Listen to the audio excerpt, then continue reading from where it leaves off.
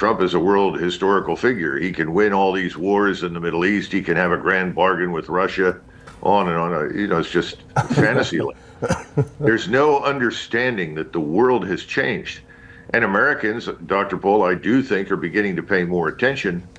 But unfortunately, as long as the printing press runs off new dollars, and we have what is effectively a shrinking volunteer force, as we call it, because it's not truly professional in the sense of a profession, and Americans are not dying in great numbers, no one will pay attention. Now, if we get into this war with Iran, which I think is just about inevitable at this point, that will draw us into conflict with Russia. All the states and countries in the Middle East, they've all coalesced into a united front against Israel.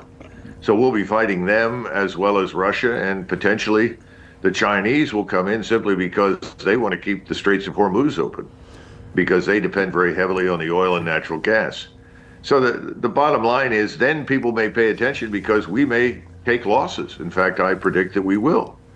And this is not going to be some, hapless group of Arabs in the middle of the desert without air defense, without an army, without anything. We're now talking about Iran, which is a country of almost 100 million, a major power.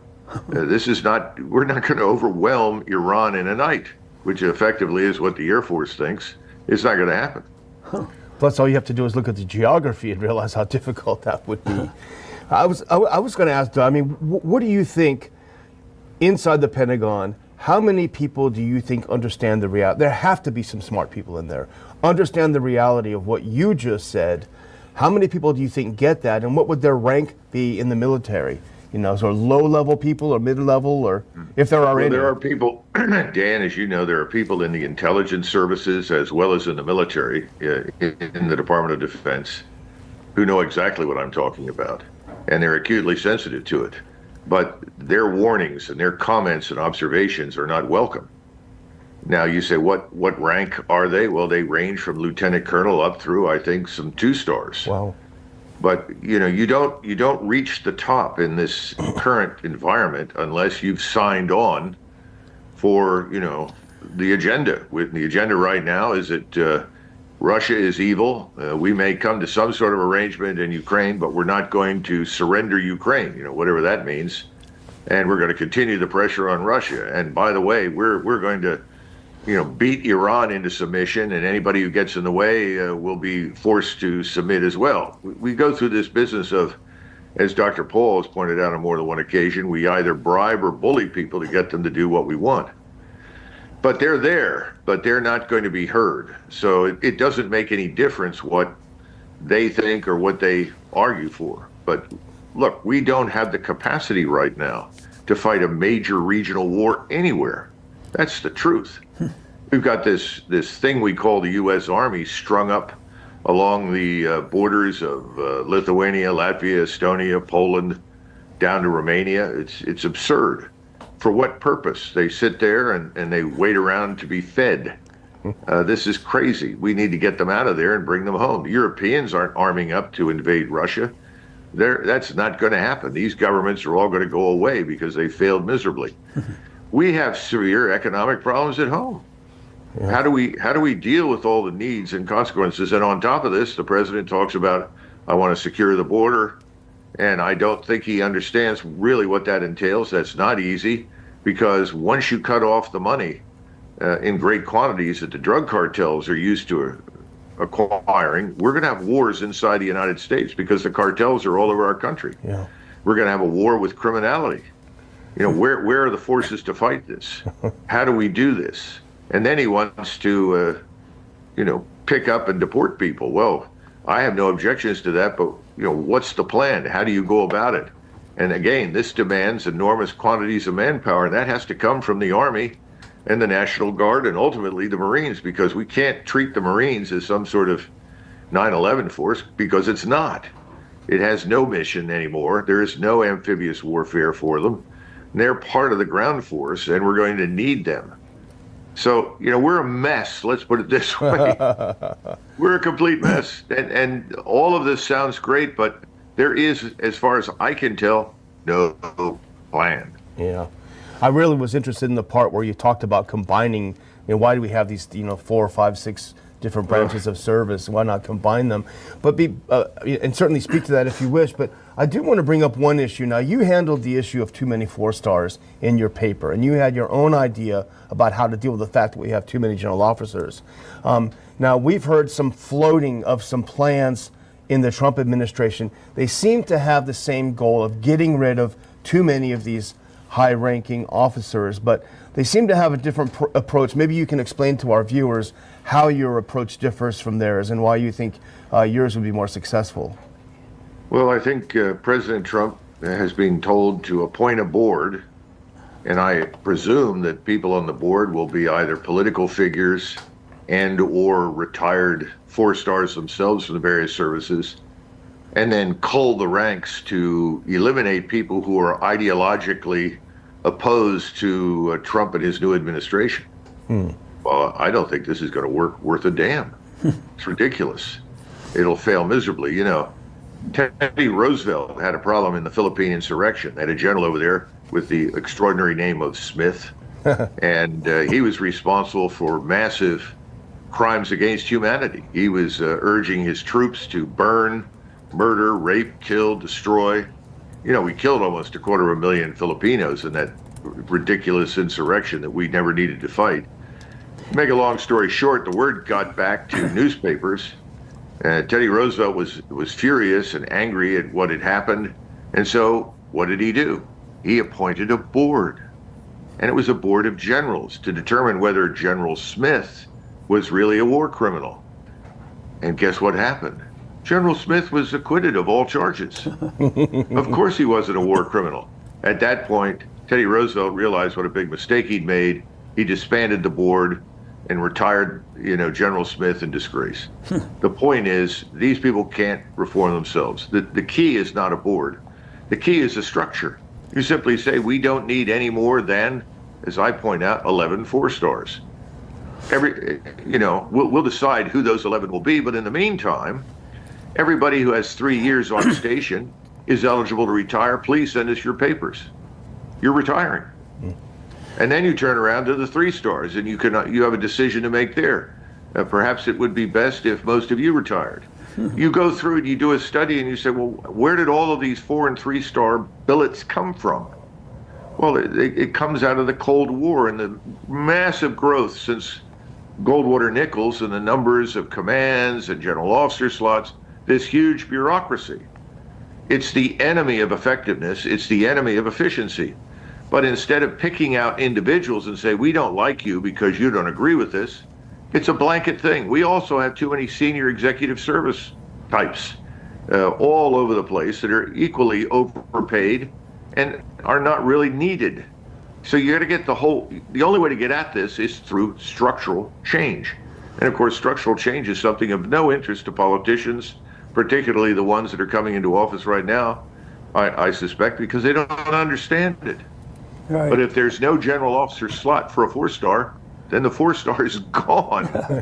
General Marshall said it best during the war. He had all sorts of senators and congressmen coming to him, and they said, well, we want you to promote another 4-star. Can't you promote our friend General so-and-so to 4-stars, so forth? And we only had 7 4-stars, admirals and generals, for a force of 12 million men for most of the war. We promoted people at the end of the war, but those promotions were honorifics. They weren't tied to any bureaucratic power structure. And he said to the senators and congressmen, look, gentlemen, I don't have time to argue. I've got to fight and win the war. I've got enough 4-stars as it is. He was right. Every 4-star thinks he's God's gift. That he has this, divine right to focus all the assets, all the resources, and everybody on his little piece of the globe. We got to get out of this business. The other thing is we got to restore diplomacy to its rightful place. Everybody treats the State Department now with little attention. Everything is focused on the Pentagon and through the Department of Defense. That's not a good thing. What you describe, what comes to my mind is it's difficult to handle this because I think we're dealing with an empire and nobody recognizes that and people don't want to admit it. But, profits and power are powerful motivators. And that brings up the subject of the military-industrial complex. It isn't like there's 12 or 10 or 5 of them that get together and have monthly meetings. I don't think that probably the way it works. But the big guys do coordinate. And when Daniel was working with me in Washington, he was on the receiving end and I was of the lobbyists. But they didn't give us much trouble because after a while they didn't bother coming to see us. But the military-industrial complex is a bunch of lobbyists coming in, and they're looking for higher profits and a lot more power. So we can't. We have to be careful and say, well, you can't lobby because they have, to many degrees, a right to talk to their members of Congress. But the lobbyists are powerful. But I think what we have to have, and I think you're very much aware of this, we need people in there that are willing to resist it, to stand up to these people. And that's why I think the bigger picture of what kind of foreign policy are we having and what are we supposed to do? Do we have an empire right now? If you don't support the empire, I was on the receiving end of that on several occasions because I didn't want to go along with those Middle Eastern wars. But there's too many people who picture this as very, very necessary, and I think this super patriotism that if you don't do exactly what it is, then you don't support the troops. That to me was very frustrating. I don't know what you have to say about that. Yeah, well, listen, you're right. First of all, we got to get rid of these things like Africa Command, Indo-Pacific Command, European Command. Just think about it. That's your empire, Dr. Paul. Those things need to go away, and you end up with 4 regional unified commands that are focused on defending the United States and North America. One for the North, one for the South, one for the East, and one for the West. That's it. And we can handle ourselves that way. So again, structure is the answer. You kill this monstrous structure that has no value. You reminded me of something else. I grew up during the Vietnam War, and of course you were in it in the sense that you were on active duty briefly with the Air Force, as I recall. And my grandfather had fought in the First World War. And he was one of these people that went from private to second lieutenant in 6 months. You know how bad things were. We had no real military at that time. But he came back from it convinced it had been a terrible mistake, that we never needed to fight it. And so every time my mother would say, well, we have to support the troops in Vietnam, he would say, if you support the troops, bring them home. There you go. That's the answer. Yeah. Daniel? I did have one question, but I just wanted to go back to one point you made because I think it needs remarked upon, which was a great point, which is that you said that most of these people in these positions don't really know very much about the world outside the United States. And I think that's true of most Americans as well. And you referenced specifically Israel and Ukraine. And I think that's such a good point because we get, it seems to me at least, and it's driven by, DC and special interests, what have you, but we seem to adopt a country. We've adopted Israel, and we're going to do everything we can according to what we think they need. The same is true with Ukraine. But look what's happened to these countries that they've adopted. They're in shambles. We can talk about the Israeli economy is a disaster. They're losing troops hand over foot. They're in a terrible situation. They're surrounded by people that hate their guts now, way worse than before. The same in spades can be said about Ukraine. So maybe we should stop adopting countries that are not our own because we don't know how to run them, obviously. Whose side are we really on? Wasn't it Henry Kissinger who said the only thing worse than being an enemy of the United States is to be a friend? Yeah, that's probably true. And he had a point. No, Dan, you're right. And sadly, we know from history that at some point in the time frame, what we treated like the 51st state, whether it was Vietnam or Iraq or Afghanistan or anywhere else, suddenly doesn't matter anymore. And the truth is, it never did. This is the stupidity of arguing about Taiwan. Who in their right mind wants to travel 6,000 miles to defend this island that is right off the coast of China that has immense strategic importance to China, just as we pay attention to what happens in Cuba? I mean, it's just absurd. We don't want to go to war with somebody over an island. That's their business and other people that live in the region. We're unwilling to let it alone. We forget that before we were around for several thousand years, the world got along pretty well without us. For sure. I did want to go into the weeds a little bit more, pardon me, because I think there's one part of it that was really quite interesting, and it addresses a problem that we have, I think, at least to me, in a very unique way.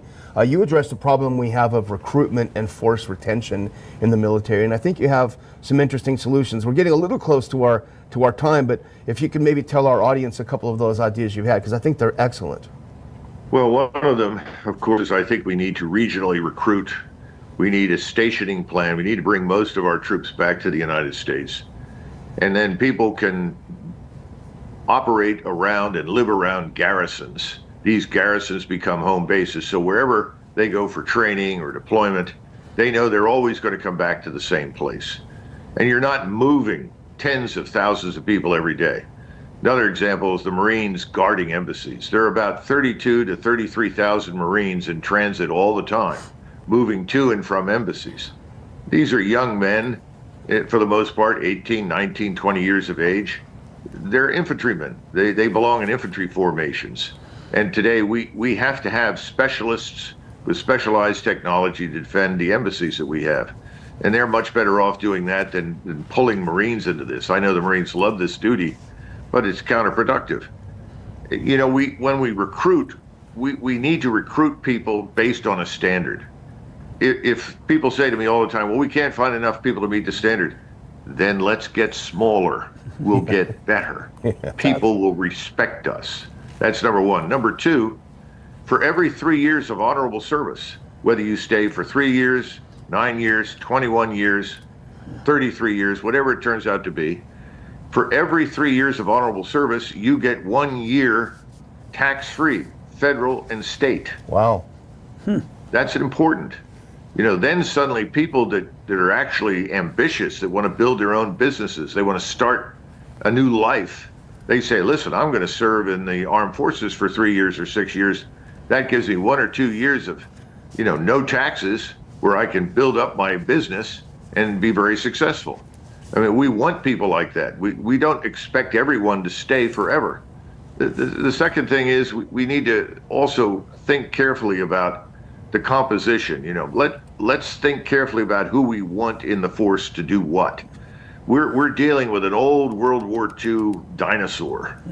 It doesn't make any sense. It hasn't made sense for years. So we need a new way to recruit and organize. You know, people talk about, well, we need more women. To do what? You know, we've got a lot of women right now. They have huge problems, medical problems, deployment problems. But there are things that women are ideally suited to do.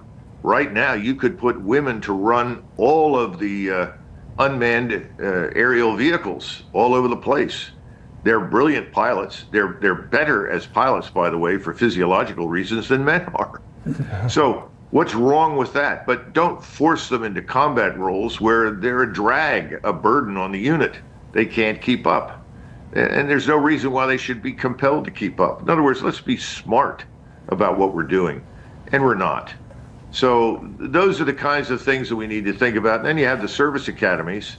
And Lord knows I love Virginia Military Institute in West Point. But these places have changed dramatically. Today, West Point is just a place where boys and girls wear uniforms and go to class. You know, do we really want these 19th or 18th century cadet schools to turn out officers anymore? Don't we want to re-examine how we train, educate, organize, develop officers? Nobody wants to go there. I think it's time to do that. There are a lot of questions about education right now, as you know, Dr. Paul. I think I've heard you speak about it. What does the 4-year education give you now? Is that really what we want to do in the future with service academies? I don't have all the answers, but we need to start changing the way we look at things. Doug, we're going to be signing off, and in a minute I want to give you a chance to give us a final statement.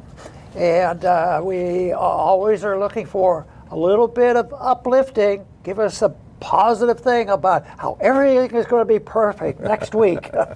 Just kidding, of course. But I want to first really thank you for participating not only today but over the years, because it's been very helpful, and it just turns out that our audience likes to hear from you, and I'm sure we will have a very good response from our program today. So thank you very much for helping the Ron Paul Institute for Peace and Prosperity. And of course, that's Daniel's baby. He's the one that is all his idea. And I said, well, I guess I could go along with this. So once again, Doug, thank you very much. Give us a final word. We need a strategy that recognizes that war is something to be avoided. War is not profitable. War is wasteful and destructive.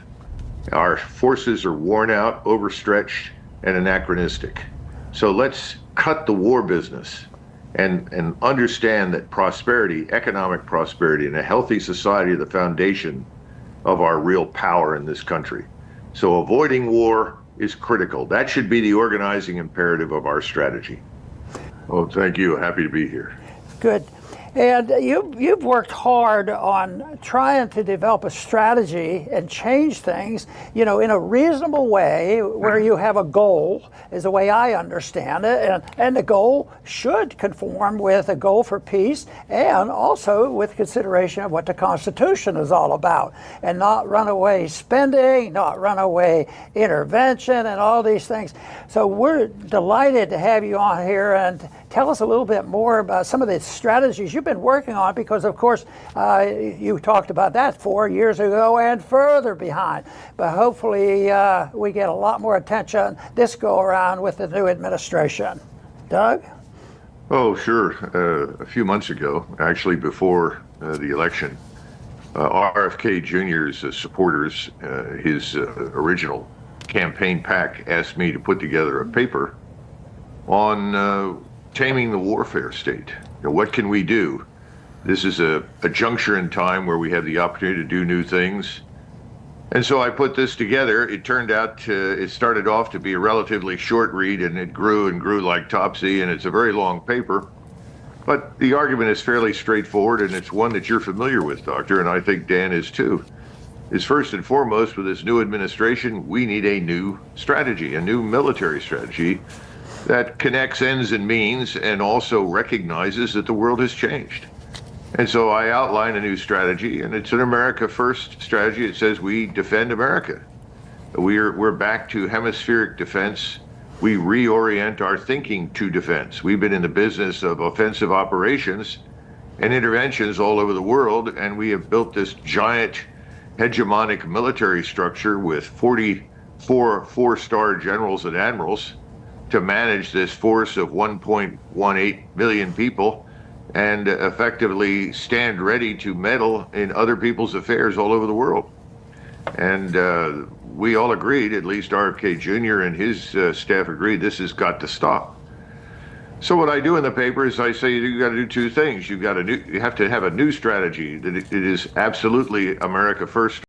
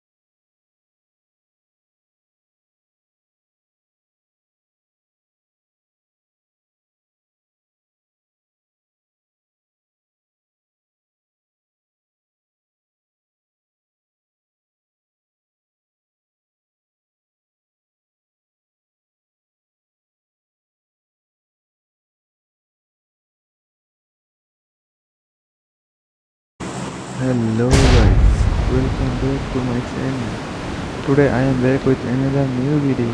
In this video, Douglas Macgregor has discussed about Ukraine-Russia war.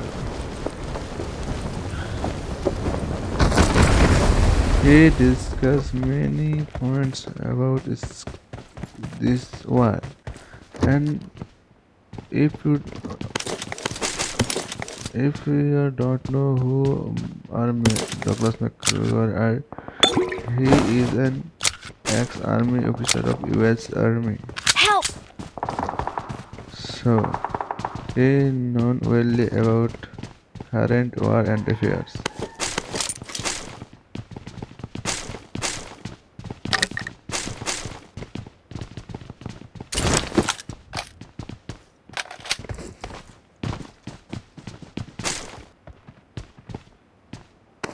So, guys, Form up on me. if you like to watch war-related videos which are described by Scott Ritter and Douglas Macgregor, then this is the best channel for you, because in this channel only uploaded this type of videos, and I have already uploaded too much video on this type.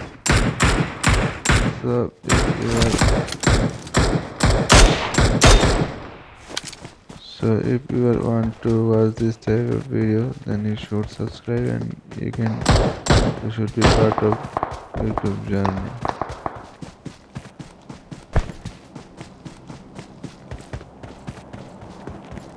And I hope all of guys will be like this video.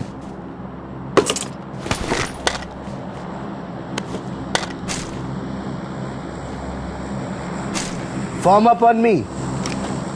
Form up.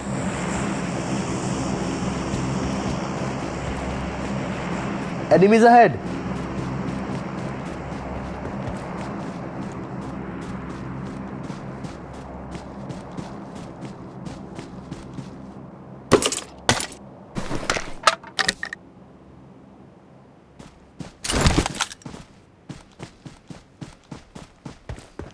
So guys, keep watch my video and support me, because without your support Enemies ahead. I can't grow my channel, and I need your support. Guys, if you like this video, then subscribe and press the like button and press the notification icon for future updates of video or anything. So whoever likes war related content, they are definitely like this type of videos, because in this video only describe about Ukraine Israel war and global affairs. So I hope this is useful for them who are like to watch war related videos, or who are try to gain knowledge. So, and I upload this type of video only educational purpose. So Enemies ahead. don't take it another way.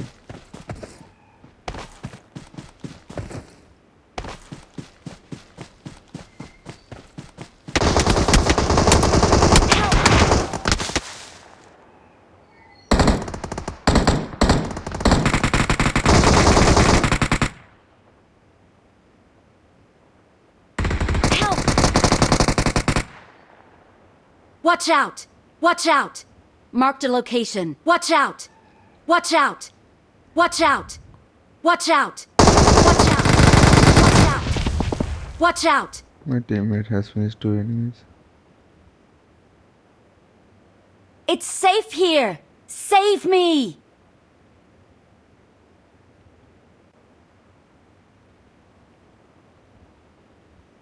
Airdrop mark kora. It's safe here! Okay. Save me! Got it!